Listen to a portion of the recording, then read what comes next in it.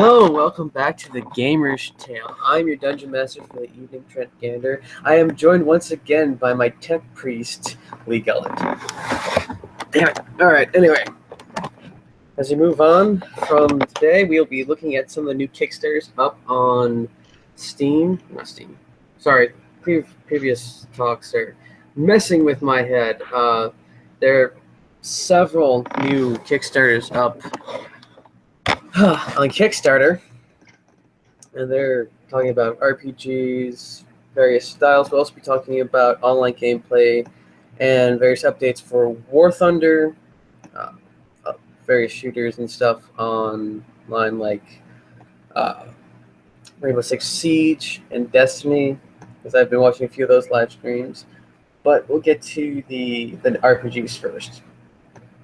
New Realms has released Heroes and Dragons Red.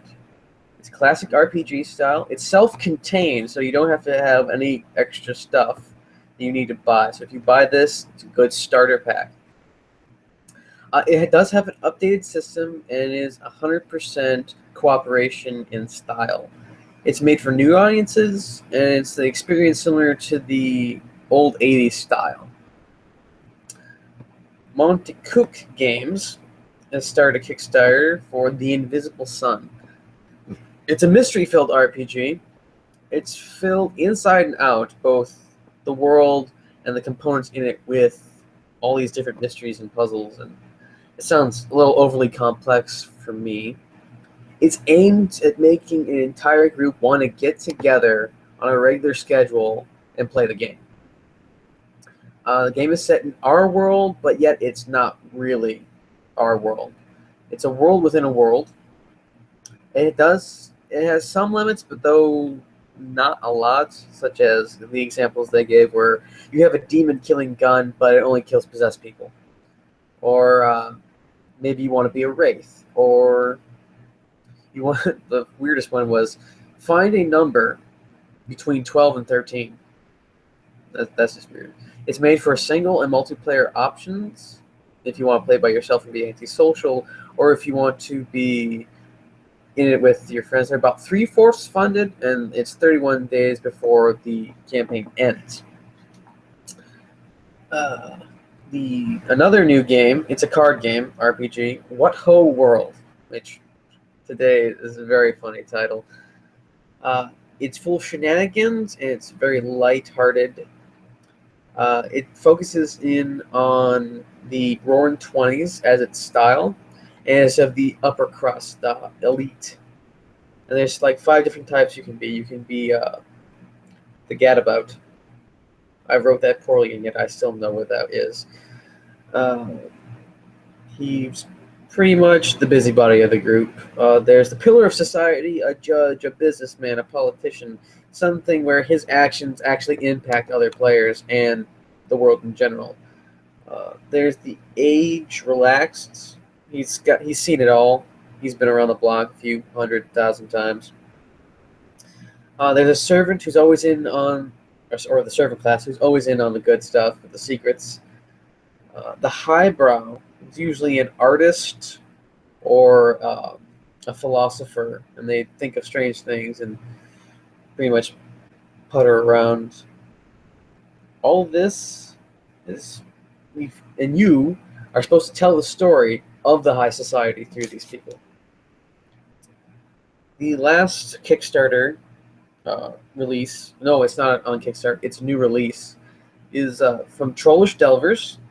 It's called Romance of the Perilous Land. It uses OCR, but it also has its own unique things, like spellcasters can use spell points to do spells that they aren't technically allowed to do at their level, but sometimes it works, sometimes it doesn't, so it's kind of, let's gamble to see if we can do something cool and if it'll backfire on us. What else is there? There are magical weapons. They are rare, but they're awesome and can turn the tide of a fight like nobody's business. There's various relics, and the enemies you face can include knights and creatures from the British Islands folklore. Yeah. The creator, Matthew, I think it is, Scott something, creator of it says it's an homage to his homeland, particularly the British Isles. So other than that, it sounds like a quite interesting game. Beyond that, that covers our RPG style. New word coming out of War Thunder is that release 1.61 Road to Glory has come out, and they're fixing all the bugs and all the other things. They have the new tanks out, new planes, better graphics. I still cannot play it, which still chaps me. But I'm going to see if I can rectify that with possibly John Lennox and new drivers and checking that out. But this year, they're going to have at least the closed, but possibly an open beta of their naval side, which they've been wanting to get into for years now, I'm going to guess, because they've always had the warship, the plane, and the tank in their logo, to my knowledge. They'll be covering. They have small vessels, such as the one that John F. Kennedy served on in World War II, the torpedo boat, and British river protection boats as well. They get up to a certain level of larger ships, but we don't know if they have things like carriers yet. So I personally have tried out some of the actions that they had with boats back in April when I could still play with their April Fool's event, which was you got to play in the golden age of sail. So you had one ship, it was called the Golden Hind, based off of a particular British, I'm going to call it a galley. I don't think that's the technical term for it. But you're on a pirate ship, for those of you who don't really like oceans and stuff like that.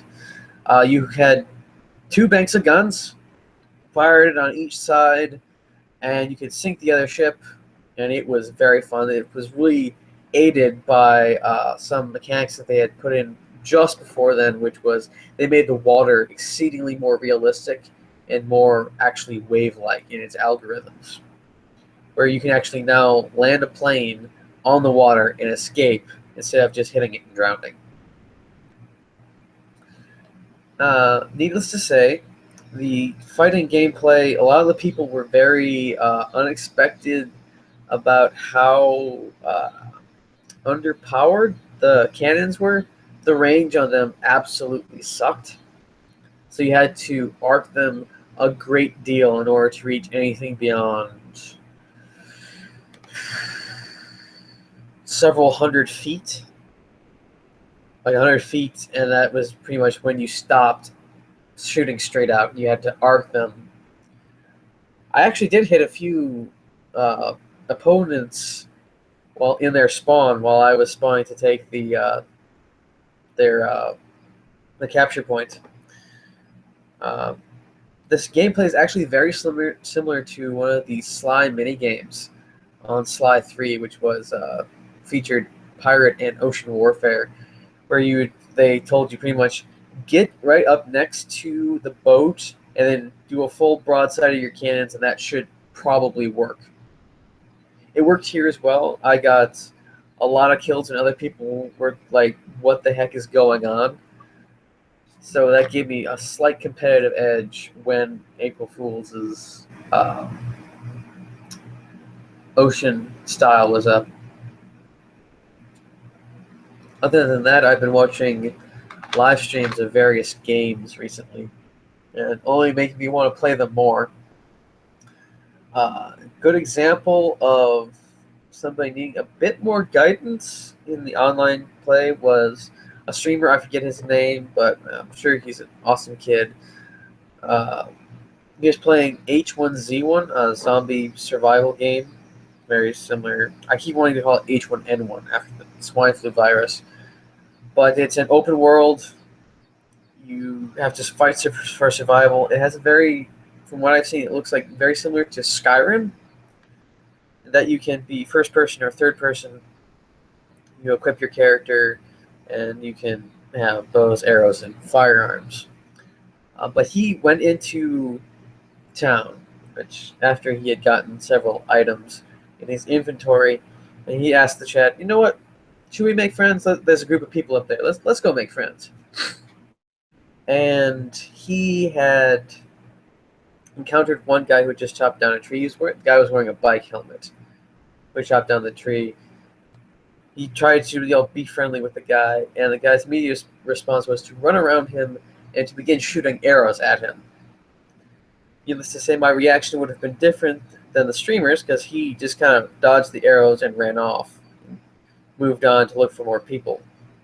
I would have at least tried to kill the guy for trying to kill me, which would have actually worked in the guy's favor if he had, planned. But he eventually went into one of the majorly contested areas, which is referred to as the police station, because it is one. He goes in there. The guy follows him in. The streamer threatens the man with a torch that he had, threatening to light him on fire, which he probably should have. He's then belabored up the side of the head by another player-controlled character, shot up by a guy who has a firearm, and then shoved in the corner and viciously beat to death until he respawns. So yeah, it gives us a good cutthroat analysis of online gameplay in a nutshell. Beyond that, I was very taken in by this particular stream. I believe it was Varsity Games stream for Rainbow Six Siege, and also other ones including them were Stats, No Man's Sky streams, because it's just come out, and I find it completely interesting. Lee disagrees with me. He says it scares him off of whatever. He doesn't want to play it now that he's looked at the stuff after the release. What's your analysis on that, Lee? To compare it to another game that I'm playing with a very similar scope, I've been playing Elite Dangerous since launch, which was about a year and a half ago. And the consistent problem is that these very, very ambitious titles from very small companies either don't have the manpower or don't have the technologic knowledge to back up what they're trying to do.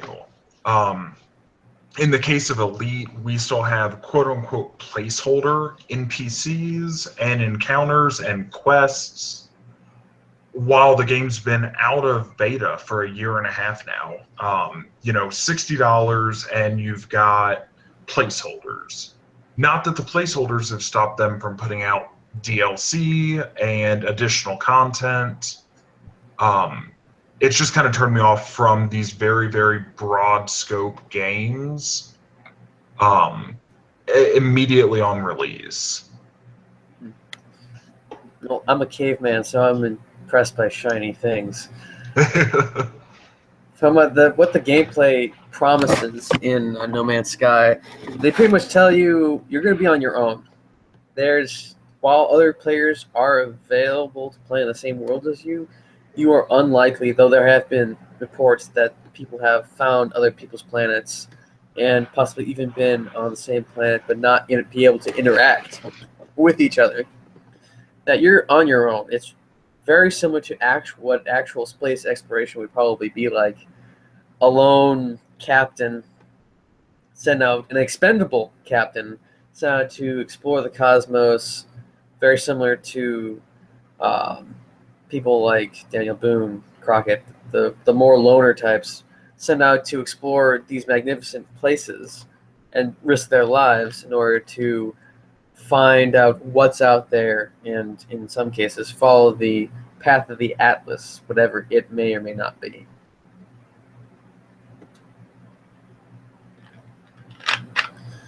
In addition to some very good gameplay and upgrading of weapons, upgrading of ships, which all of it gives me a very Firefly feel. at least in the you control your own ship and you do what you want. Other than that, I've heard people compare it to Minecraft. I've probably only played Minecraft once. I hated it. I found it overly complex and just not to my tastes. But finding new animals, finding new plants, new resources, trading with people, learning the language of the aliens you encounter has impressed me because it is like exploring a new land. You have to learn what your what your new alien friends are saying because they could be discussing whether to eat you or not, and you can't speak the language. It's like in Destiny, it seems like everyone speaks the same language, and that's probably down to translators or some awesome sci-fi magic, but it's not realistic to me. It does lend itself to a bit more realism at the cost of expediency, and some people may not like that. I know at least several people in the streams that I've been watching have said, this game is boring. I'm going somewhere else. Why won't you play Grand Theft Auto 5? To all his own. Moving on to Destiny. Lee and I have never played, or Lee has played it, he said. But I have never played it. I have always been kind of impressed by it as Bungie's next attempt to replicate their success with Halo. And watching some streamers, they have dealt with expanding in getting the different specialized weapons. They have dealt with that, and I have been moderately impressed. They're interesting, like the assault rifle being able to increase its speed and damage the closer it actually is to the target, which I found a bit buggy in my own opinion, because that makes this rifle a close-in weapon. While I do like close-in, I prefer different weapons for close-in. And Lee can tell you that I have a thing about a sword usage in video games and how unrealistic most of the time it is.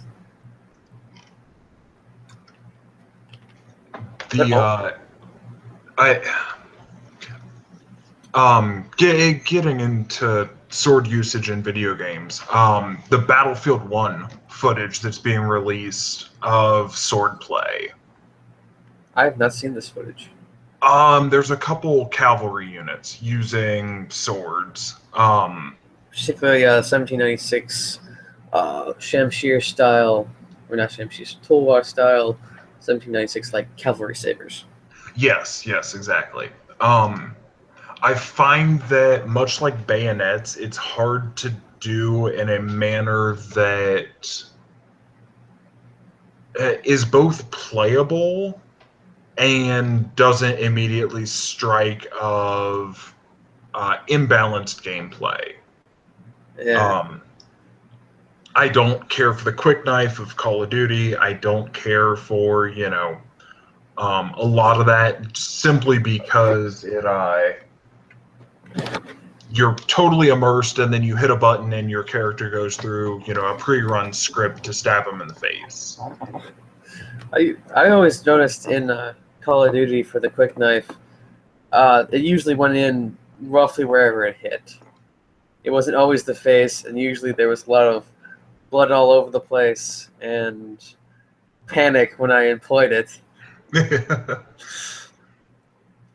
Including in one instance when I was playing Halo, I for some reason got into the habit of actually lunging forward in my seat as I hit the melee button, or the strike button, like I was actually trying to stick the sword into somebody's guts. But I don't know why I did that. I quickly tried to get out of it so it wouldn't telegraph my moves.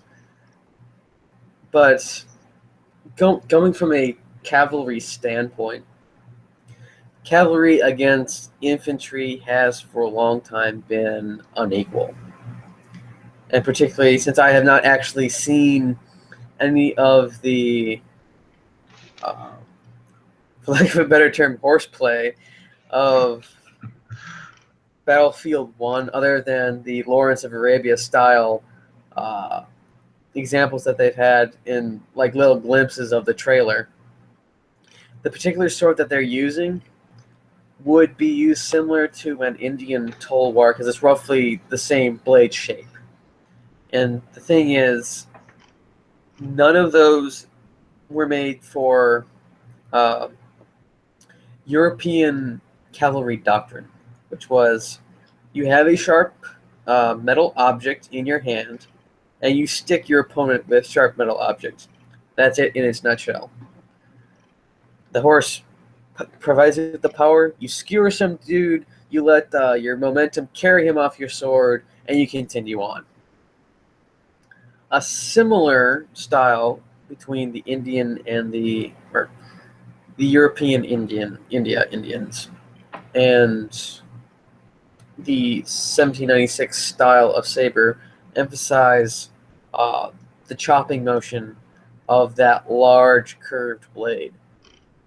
There are examples. You can check them out on YouTube, specifically Scola Gladiatoria. He does a very succinct analysis of it, that the Indian cavalry would actually not hold the saber like the Europeans would. They would put the edge toward their horse so that it curved outward, and then they would ride up at somebody, and they would just kind of have the edge run across most likely their neck or something else of their opponent, and just have the momentum push that blade and literally shear off someone's head with their momentum of this gigantic push cut.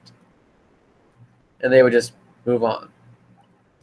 There's also the classic military chop from above onto the lesser peoples beneath your horse.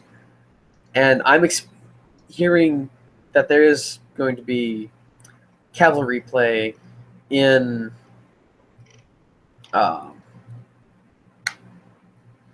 Battlefield 1. I'm expecting something along the lines of some guy on a horse chopping at people, chopping off limbs, chopping off heads, but not in classical cavalry charge style. I'm expecting him to wheel around a lot and do his business like it's a giant cleaver. No finesse, nothing at all. So after that very long analysis, I'm still very excited about Battlefield 1. Of course, it's not going to be realistic in the slightest. It may be close to realistic, but it's a game. None of us have actually served during the time of World War I. None of us have actually been there, seen it. I know some people can get pretty darn close in their reenactments of it, but it's unlikely that that's going to transfer over to a video game. Because people other than Lee and I don't care about accuracy as much as a good gameplay.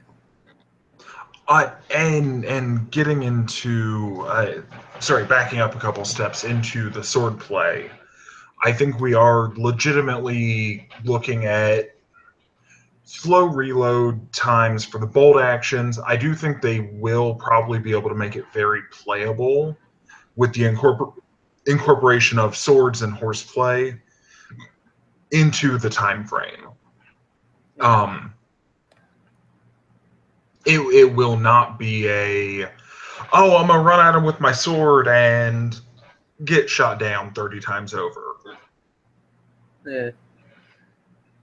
The interesting things about the weapons that they keep emphasizing is that these were like the first prototypes, the granddaddies to all that we have today and in World War II.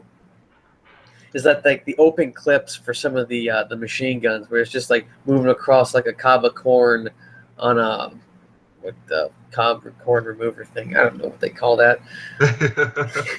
It's just like chicka chicka chicka chicka chicka chicka chicka chicka. It's like we can actually see the bullets going into the gun, which doesn't usually happen today.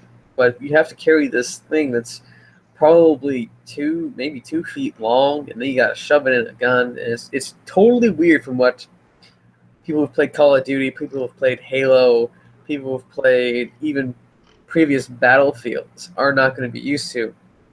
A mutual friend of Lee's and mine is actually like, you know what? I don't give a crap about the history, but especially history games like World War One or especially World War Two. So I'm just not going to even like touch Battlefield One because it doesn't interest me. On the other hand, being a moderate history buff, I'm going to enjoy seeing things like old C96 Mauser pistols being employed and things like the cavalry charges and old bolt-action rifles, and even for the Russian DMR-style rifle, a lever action is employed. You don't expect somebody going to war with a lever action in the Great War. At least I don't. The thing we forget, and I think the thing that gives DICE a lot of wiggle room in this regard, is that World War One legitimately was a time of people running off prototypes. Oh, hey, I've got this widget, and sending them to the front lines. You know, there was so much tech that was still in development that was part of the great arms race that was tied in heavily with the nationalism beforehand. They were always looking for a better bullet, for lack of a better way to put it. So there's a lot of one-offs that DICE can really bring in to make interesting gameplay. A bit gimmicky, but it also can play off of the realistic. There's a large group of men stuck in a very small amount of room, slugging it out over the exact same piece of land. Exactly. Days. And while I'm intrigued by the tanks, I've never actually played any of the Battlefield games, but I do know that they incorporate vehicles a lot more than Call of Duty, a lot more directly than Call of Duty, and actually have them featured compared to Medal of Honor, where they were just really terribly drawn panzers shooting at you. You had to toss grenades underneath them, hoping that they would finally die. And from previous Battlefield gameplay, I think they're finally finding the balance, you know, and they're recognizing that, you know, after Hardline, they're working to refine map sizes and the proper balance of vehicle to infantry. I'm excited to see what they do for Battlefield 1 in regards to finding that balance. Particularly on console where you can't get 100 people into a server. I think on average, no, wait, that wasn't. I was researching servers, and a lot of them were like 64. Yeah. Or something.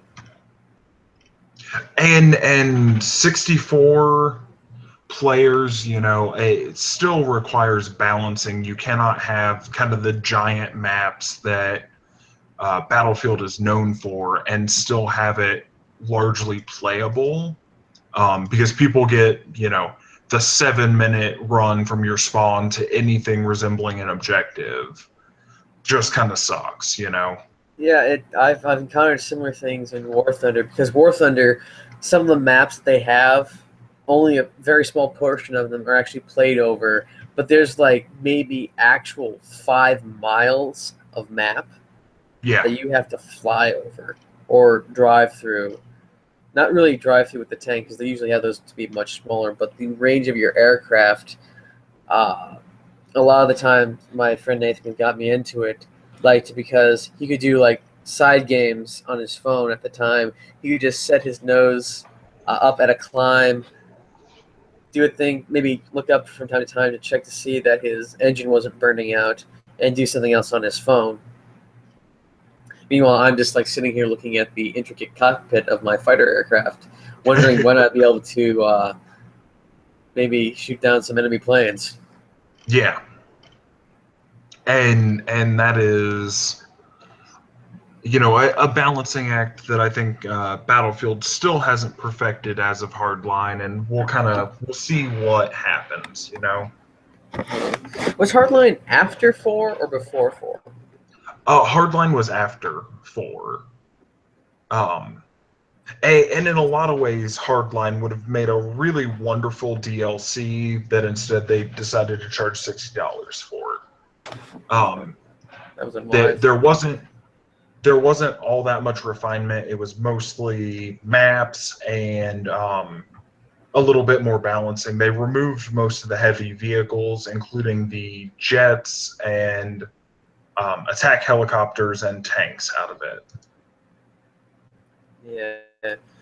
So that's actually quite interesting, since Battlefield 4 still has streams and people are still posting videos about people playing on it. I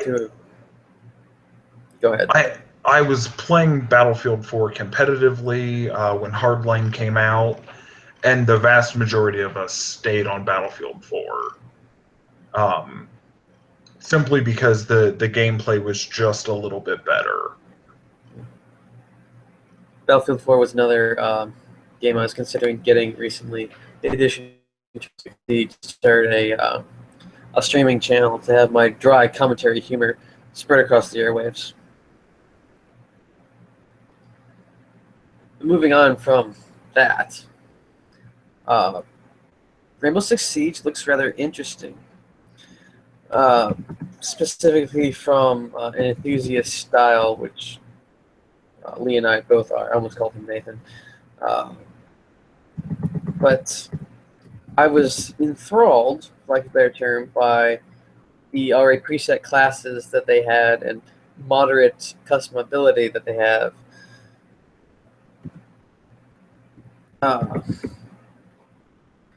But the reinforcement of walls and breaching charges and being able to blow through walls and floors and things like that, while yet what is it called? Swapping between, for lack of a better term, cops and robbers. I found that interesting because it keeps your skill sharp. It's just not, okay, we're going to rush in and we're going just to kill everyone. Okay, we're going to rush. We're going to stay here and prevent people from rushing in. It was a very tactics-oriented style of gameplay, and I enjoy a good tactical style.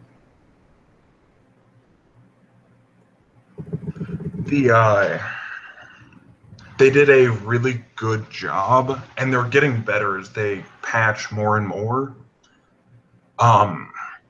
Sorry. They're doing a really good job of making it very battle space management oriented.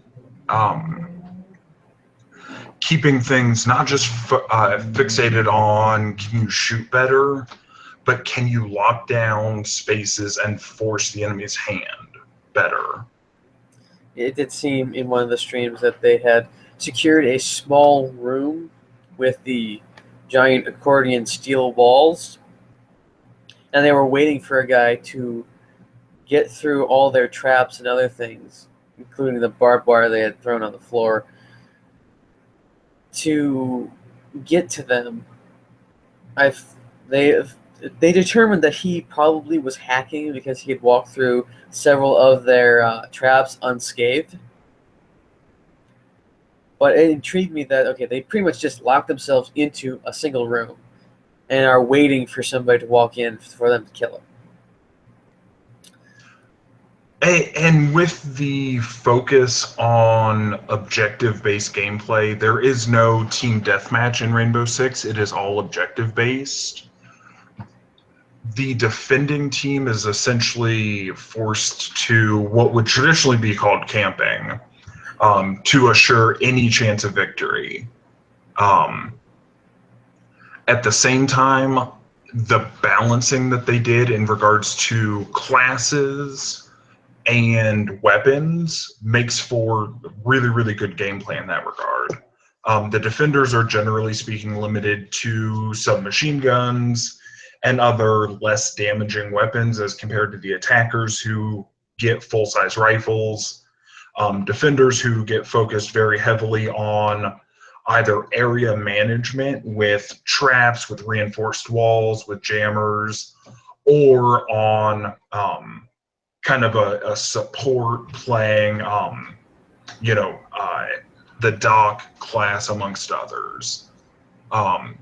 It allows for a very tailored approach to you and your team and how you want to play, which I find more interesting than just about any other first-person shooter currently on the market. I was confused as to the purpose of the Riviera. What is that class's purpose? The purpose of what class? Sorry, you broke up there. The Riviera? Let me, because I'm spacing. The one with the pistol. Ray. I'm looking right now. Can you double check that class? Because I'm not. It was called the Riviera. I think. I'm checking right now. Do you remember what equipment they had? It appeared to have C4 and some sort of suppressed pistol. They likely had additional gear.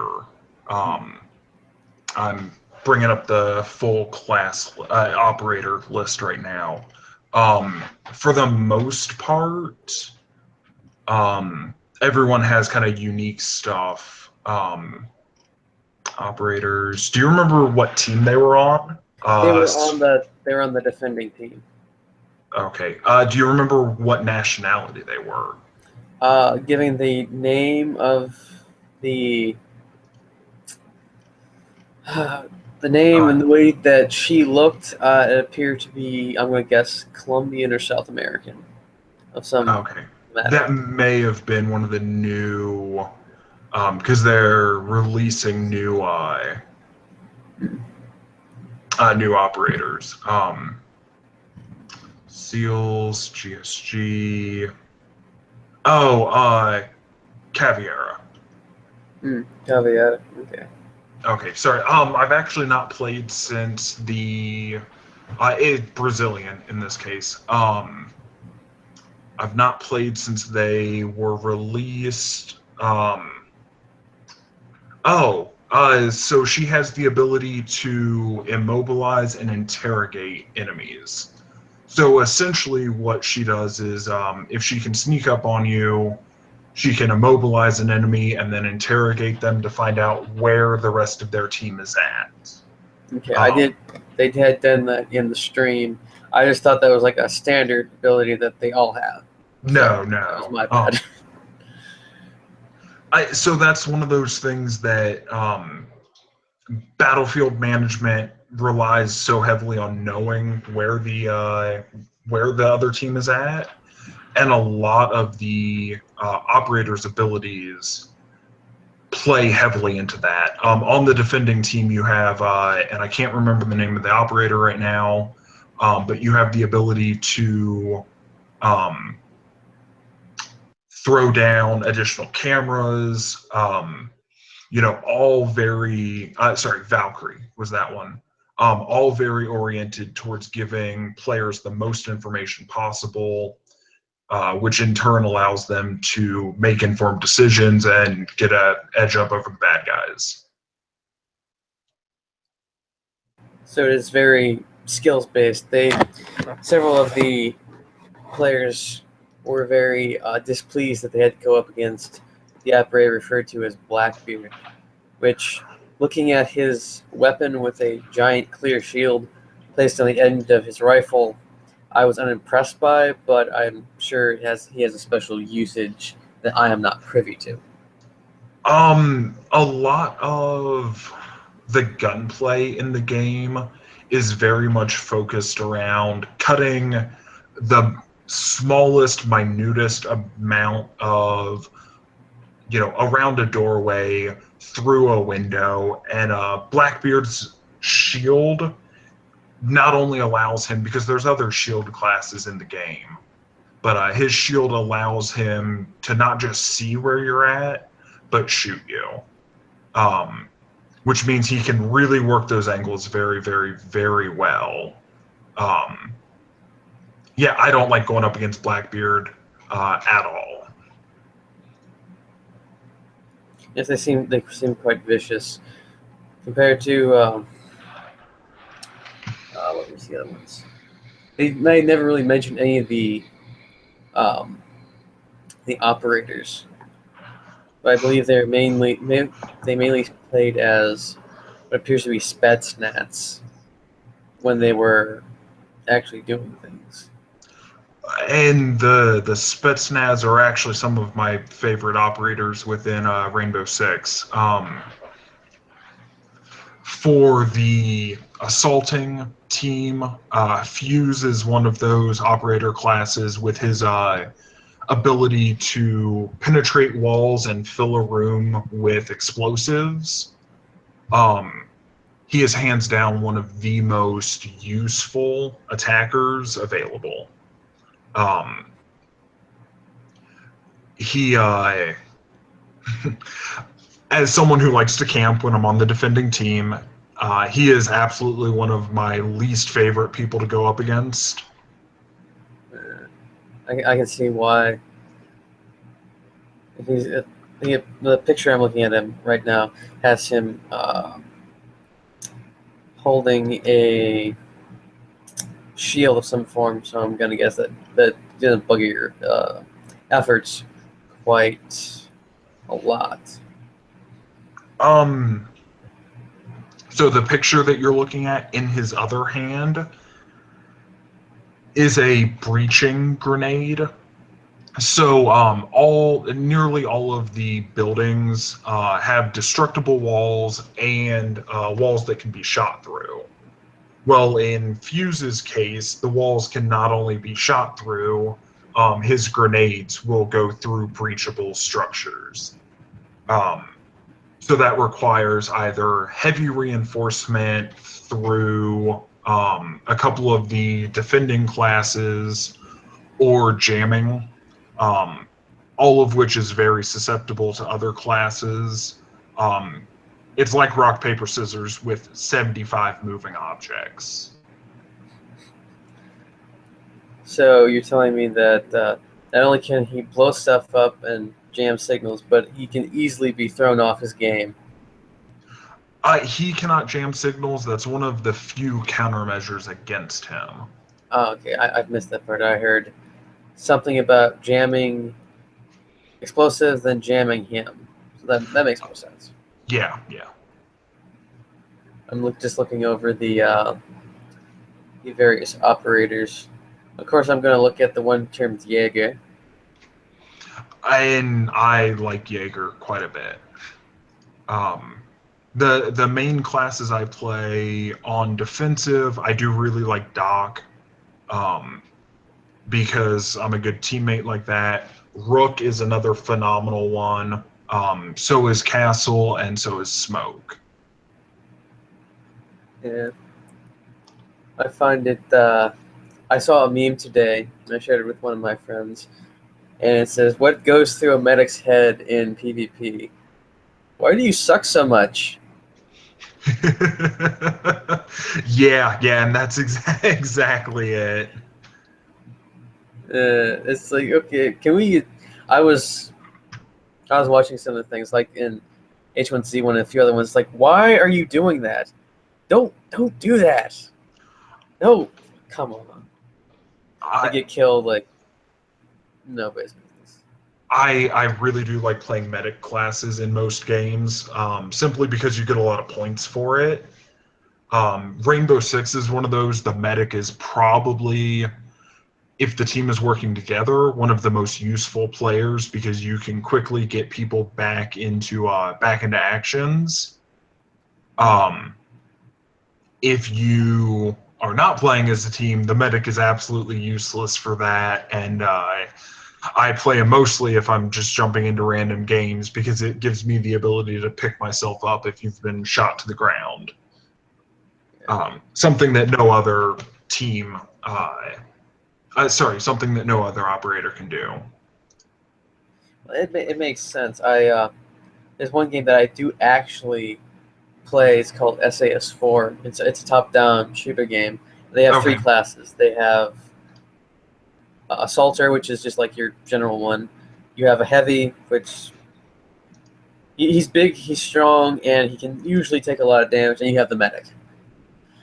And I got my highest character in that small game as the assaulter. I got him up to like level 40, so he's got all these different weapons available to him.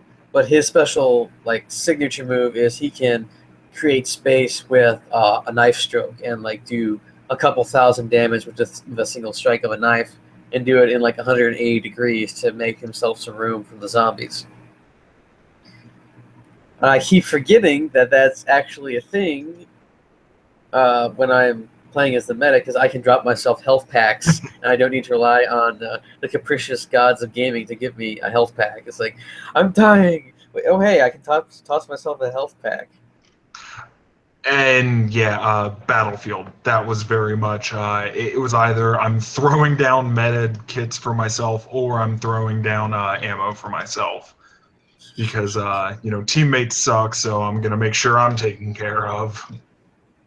Oh man, that reminds me of another meme I saw recently. They took a clip from Tropic Thunder, and they had, "We need to work as a unit.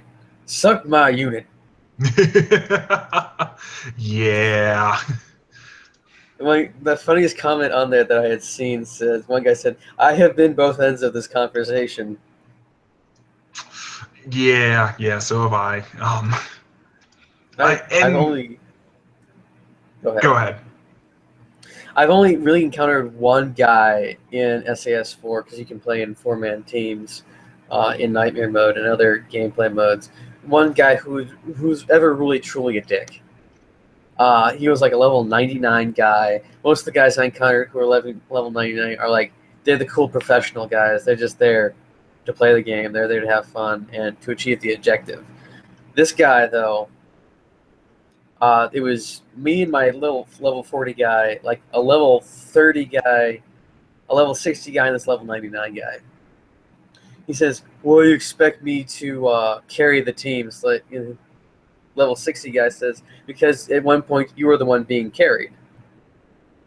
So level 99 or level 100, whatever he was, is dinking around, just running around, having the boss monsters chase him, while level 35 and I revive ourselves, get up, get immediately smacked down after firing a few shots, and he's just like grazing them every so often with his cannon so that he doesn't, completely die or get damaged at all. And level 60 guy says, "I see how this is," leaves us there with him.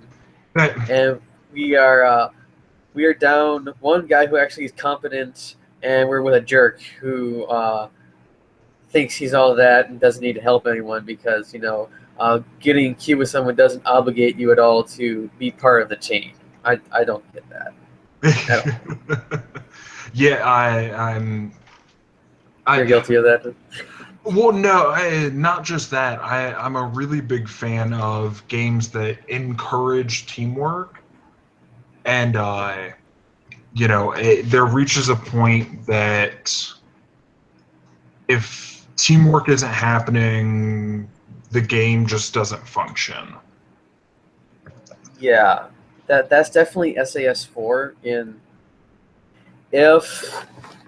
If you don't have the ideal teams, I found have a couple guys in their 40s, like one level 80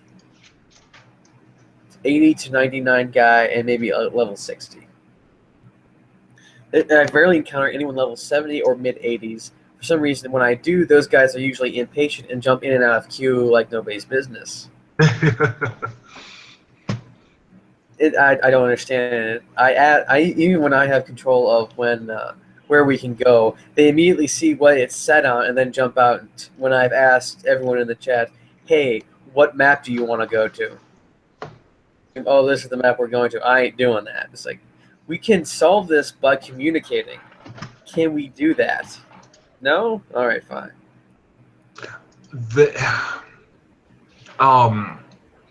Because I started playing competitively and playing online long enough ago that there was still a large financial barrier in the way of playing. so it was a remarkably different feel. Kicking people because they didn't have mics. Forcing that kind of teamwork. Um, it like I kind of miss those days, to be honest. And like we talked about the last time I was on here about my dislike of free to play, it's much the same reason. The financial barrier removed a lot of the assholes, for lack of a better way to put it. Yeah, since I've been extensively free to play, and my greatest encounters with people have been on War Thunder. I usually found that while they do assign you a battle buddy, they differentiate them on the maps, and you're expected, in quotes, to work together. I usually found like I fall in with some random guy, and like we just like kind of click, and we work really well together. But he's not my official battle buddy. Yeah. But the only thing is that in-game chat for War Thunder, for like audio, is complete and utter crap. Everyone like uses Skype or some external uh, device for voice VoIP, whatever that stands for. I forget what it was. For voice communications, so everything is almost, it has to be in text. And since you're driving around with your left hand and aiming with your right, you have to make your communication in text very direct, and or depending on what kind of person you are, profanity filled, or serve no purpose at all, or just clog the entire chat. Or maybe you have a nice little chat with some other guys, or wonder what the Russian is saying.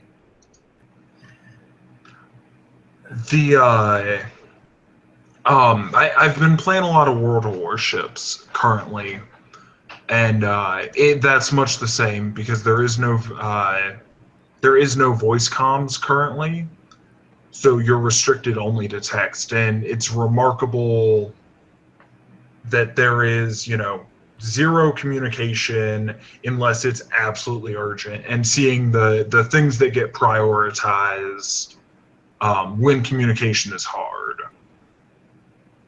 It's like we like when someone camps the spawn, someone will say someone's camping the spawn, and then okay, that's important information. We need to either stay away from that spawn point or reinforce this area there and clear it so that we can actually spawn safely. Yeah.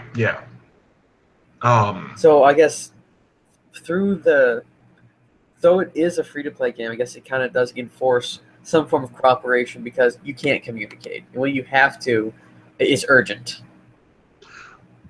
And I think that free to play, when there is as I'm talking about a financial requirement, free to play definitely has if there is a learning curve there, acts as much of the same barrier to entry, so that the people who are excited to play, have invested enough time, energy, money, what have you, to be willing to cooperate and play effectively.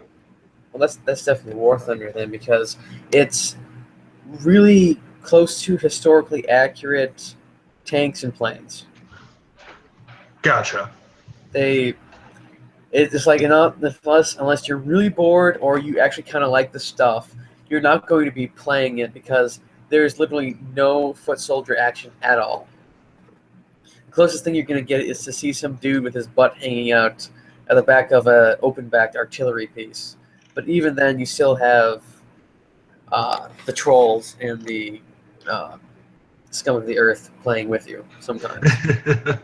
Yeah. I'm going to tell you my favorite War Thunder story. I probably already told you, Lee, and I probably already told the people listening to us, if there are any.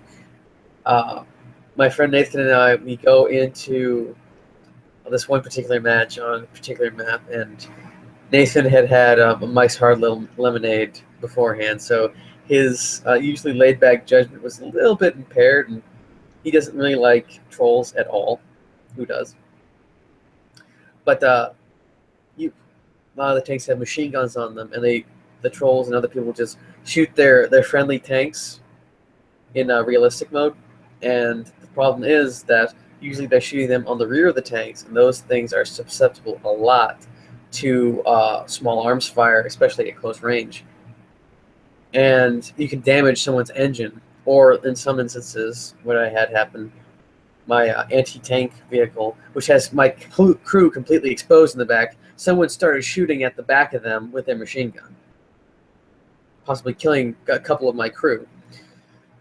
So this guy starts shooting at my friend Nathan's tank, and Nathan, in his impaired judgment, just turns his turret over, blows the guy away. Absolutely one-shots him at close range, continues on. I move on like nobody's business. This one guy gets totally pissed off in the chat and begins using this particular German anti-aircraft vehicle that's pretty good on tanks. It starts trying to wreck Nathan because he killed one of the teammates. And Nathan and I, of course, are on comms, chatting to each other. I said, I'll take him out if, like, he kills you or something. Take him out now because I'm almost dead right now. So I blow him away. He gets pissed at me. He says, I was killing the team killer. Why did you do that? Of course, I'm not going to really respond to him.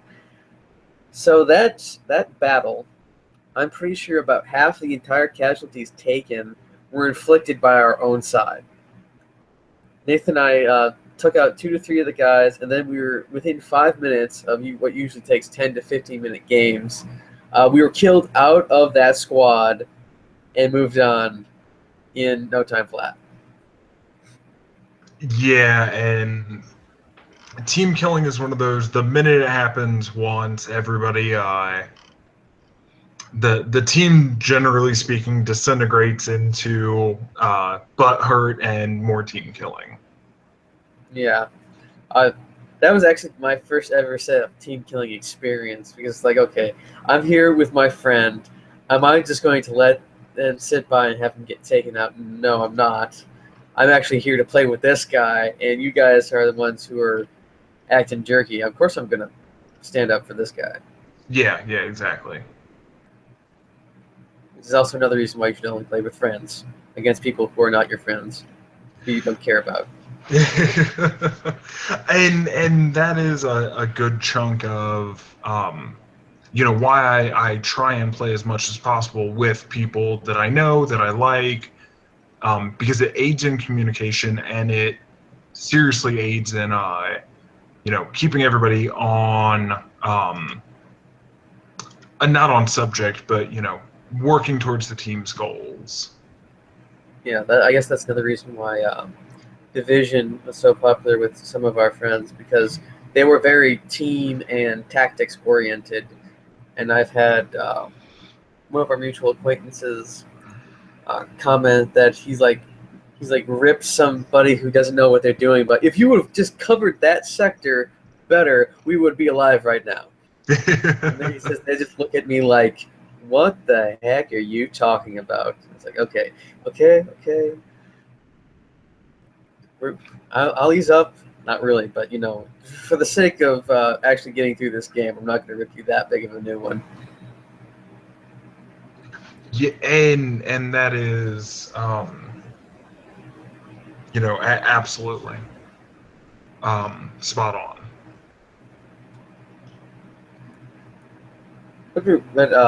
The story is probably a couple years old, but I was surprised that some people were moving to, or they actually have made it so that games like League of Legends count as like physical education, and that you can possibly get sponsorships for college from playing it if you play it really well. The competitive market, I think, is one of those things that's eventually, here in the U.S., going to rival organized sports, and we're seeing a lot of growth in that regard. The barcraft scene in San Diego and throughout the U.S. is one of those really kind of awesome things, simply because you're seeing a lot of people who take this as more than just, oh, I'm going to sit down and play, you know, and they're making something larger of it for the people who play very, very well. War Thunder has their own leagues now for people to fight and to join squadrons and to pretty much make a sports event out of it. And they're going to have it a quarterly thing now. But I can understand that. I can also see why they might want to consider games like League of Legends and others possible uh, sponsored activities for people to go to college, because it's team building. You have to interact with people, and you have to do it in such a way as to get them to work together so that you achieve the goal. And it's pretty much basically what business, other than producing a product or providing a service, is all about. We have to make this as smooth as possible, as quickly as possible, to achieve our set goal. The you know, I to an extent I'm surprised with the level that competitive gaming has taken off from a spectator standpoint. You know, I understand it from the competitor's standpoint, because absolutely, I want a ranking system. I want a avenue to organize games. But from the spectator system, it's not like there's the physical barrier to entry like there is with competitive sports. You know, so we're really surprising to an extent that oh, how do I want to word it? That people are actually willing to watch instead of to try to join. Yeah, exactly. That people would spend their time, instead of playing themselves, watching others. Well, I can actually answer this question two ways. One is they don't have the game themselves, which was a lot of the things for One Man's Sky or No Man's Sky, Yeah. or they're like me and they're behind the times and they don't have access to high speed internet and they don't have a really good gaming thing, or they don't want to spend the money to actually buy the game. And that last one, like I've watched more gameplay footage in the last year. Vice reading reviews anymore. You know, with the Twitch network and live streaming being so common on YouTube, instead of, you know, Googling a review for a game, I will instead just find video of someone playing it. There's that as well. I was also surprised to find people actually making money playing video games and pretty much talking to people while they do it. Like my brother and I do that all the time, and people are getting paid to do this. I think that came up in the chat for one of the games that while the internet is the future and a lot of people are moving away from TV and stuff, I can see the draw to watching a video game and chatting it up, because you can interact with, for lack of a better term, your entertainment. You can interact and possibly get a mention on the screen and be a part of your, for lack of a better term, TV viewing experience. You can get an answer from, for lack of a better term, your favorite star. Like Yeah. I watch NCIS and several other ones. Like I can't interact with them, but I can interact with this YouTuber over here who's playing some game that I have passive interest in, and he's just like, we're all doing this together and we're enjoying this. And how's your day? And isn't this cool? Oh my goodness, I'm excited. What do you feel like? And then you can actually respond.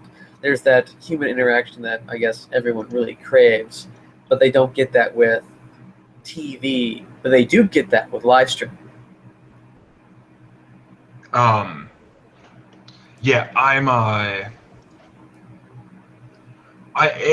think that a lot of that is the shift away from, I don't want to say mass media, but towards very personalized experiences that we're seeing across a lot of the internet.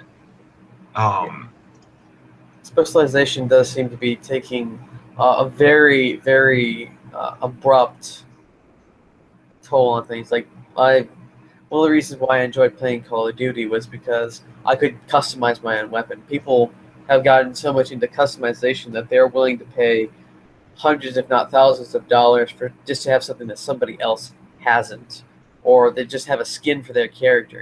And I am more of a purist in that I'm there to play the game. I want to have an enjoyable experience. I don't care what my stuff looks like as long as it's effective. Yeah. But as we see with Counter-Strike, there is a large enjoyment, for lack of a better way to put it, for members and players to have their own unique skin. Something that's untangible and simply for what you're seeing is desirable for a lot of these people. It's mine and no one else can take it. The idea that Yeah. I've come across, and while I do enjoy that, no two, for like a better term, weapon systems in like Call of Duty could be the same. I favored always having some sort of optic, like maybe a small scope or something, and a suppressor compared to other people. Like I would always use. Uh, I liked having the pistol as my sidearm instead of something like the shotgun or some sort of machine pistol in Call of Duty Modern Warfare 2. Yeah. I liked using that, and when it was just me and my cousin, I would use the base pistol because that's the only one that actually could be suppressed effectively and actually be used suppressed. I would use that, and my cousin actually mocked me for using that and setting my frag grenades as throwing knives. Later on that day, I became Carney 3, by the way. But it was that I used them effectively, and I liked using them. That they started to uh, use. They started to use the. They actually started to use the pistol and the throwing knife in addition to me. So I, for lack of a better term, set the trend for the game. We always used to play on Rust, and we always used to fight there and maybe like because it was only 3 of us. We don't need this ginormous map to play. We'd play either on the top of the office building, maybe at the airport, but mostly it was Rust. We fought there. It got to a point where we pretty much just threw our throwing knives into the ground beside us and then started shooting. That's how it was for a long time when my cousin would come over and play games with us. But what I still find interesting is that people wish to emulate things if they've been beaten by them. Like in Halo, a friend of mine said that they called it the noob cannon, the Spartan laser. This is what you do. You use it really well, and then you give it to the noob, and then while they're trying to figure out how to use it, you shoot them. That's why it's called the noob cannon. Well, unlike the other people, I'll pat myself on the back for this. I was actually pretty good at using the noob cannon, so much so that I could zero a Banshee out of the sky with it within 3 shots, if not the first shot at all. And so I can take what the anti-tank weapon and use it on an air vehicle instead of a land vehicle. Gives me the competitive advantage and the psychological advantage. I was discussing this with my brother later than last night about, okay, you have all of a sudden this giant beam come out of nowhere and almost take you out. That's going to impact your gaming. If I use that to my advantage to throw you off, I now have an advantage psychologically over you, and I will press home that advantage if I have it. And that gets heavily into kind of the meta game and playing the game not just as a game, but anticipating the players' moves, knowing the limitations of what they can do. one of those kind of interesting evolutions that we saw heavily with Counter-Strike that has directly impacted other games. Well, actually, it's been around since there have been gamers because of games like chess, trying to outwit your opponent. I can think of one good example.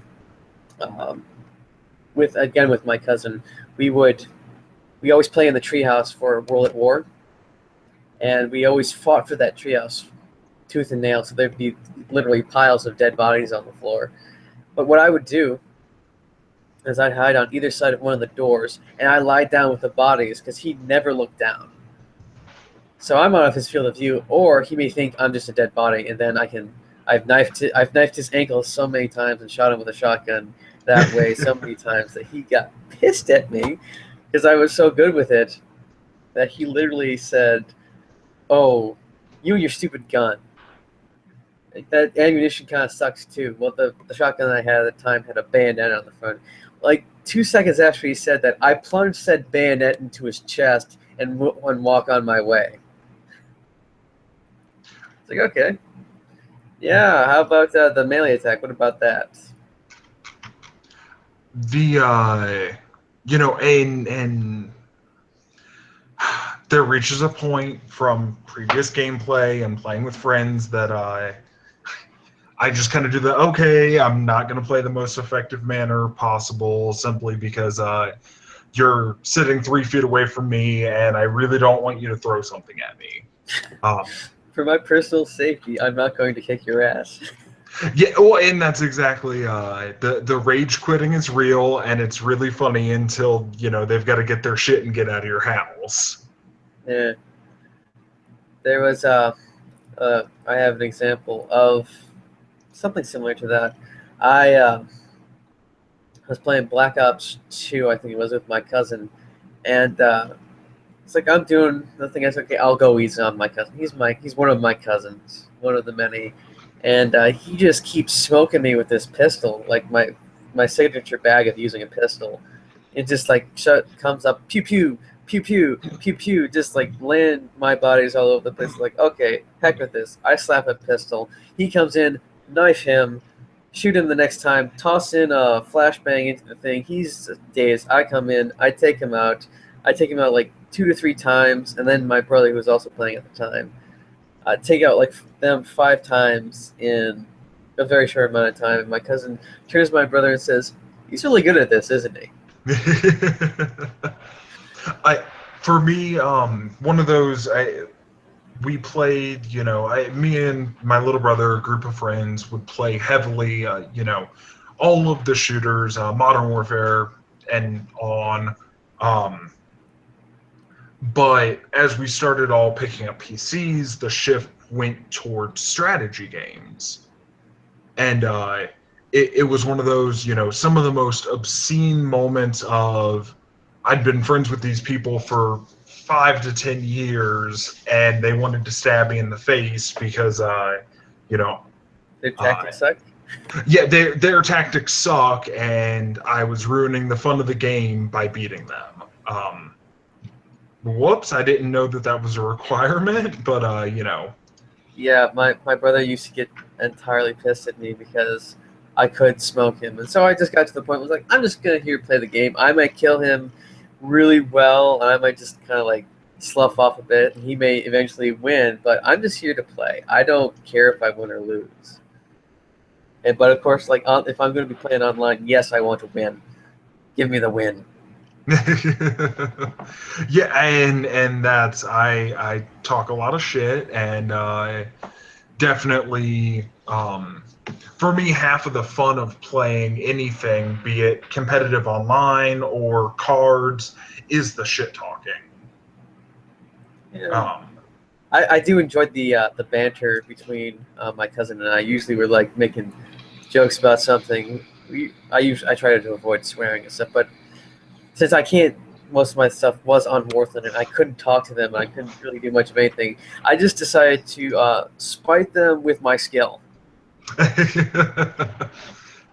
like, okay, I have this anti-tank thing. Usually the Germans ones have really powerful guns at long range. So I'm gonna hide back here in this bush, and I'm gonna like one-shot you and continue to perforate your tank at literally 900 meters out.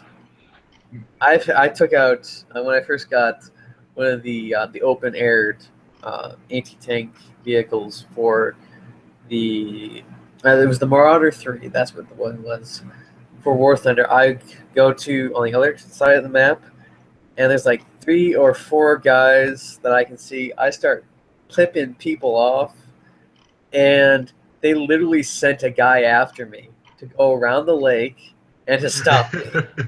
It's like, oh, hey, someone's coming. They did get me, but I found it amusing that it's like when they start calling down artillery on your position and they start sending people to that position, you know you're doing a good job. Yeah, and that's exactly, the minute that I become a high value target for the other team, I was doing something right. Yeah, it's like, okay, we just roll in. And my friend Nathan astutely noticed that I treat everything like a close-in weapon in War Thunder. The M18 anti-tank motor carriage may be built for taking stuff out at penetrating like 150 millimeters of armor at like 90 meters or 900 meters or something. But I see that it can, at 10 meters, it can penetrate at a 90-degree angle 221 millimeters of armor. So I come up, kiss my enemy with that thing, and put as many rounds through it, either with a one-shot or through his engine, and cripple him, and then finish him off, instead of playing it safe and sniping them from far away. Yeah. Oh, they changed the dynamic in that, because usually they had like the reload around your reticle and where your aim is and where your look is. They like kind of split it into 3 parts. It makes it really weird to play before my drivers or my things zonked out, but it was odd. I didn't like it. It was so different to what I had been used to for like the 6 months that I've been playing. Unfortunately, it's time for us to close this session out. You can catch us next week. Maybe not Lee. Maybe Lee will be here. We don't know. Maybe we'll have a throwdown of epic proportions of Star Wars. We'll let you know on the various streams. But you can find me on The Irreverent Gentleman on Facebook. You can also find me on Diary of a Sith Chick, Diary of a Sith Chick Jedi Archive, and Fats Locker.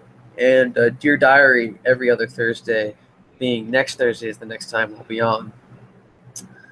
In addition to that, you can check out my blog at the Gentleman's University of Manliness at WordPress.com. And Lee, do you want to say where you can be found, or would you prefer to be anonymous? I don't have anywhere gaming related I can be found on the internet, so I'm good. Awesome. Well, we'll see you next time after the lights go down and cool music plays.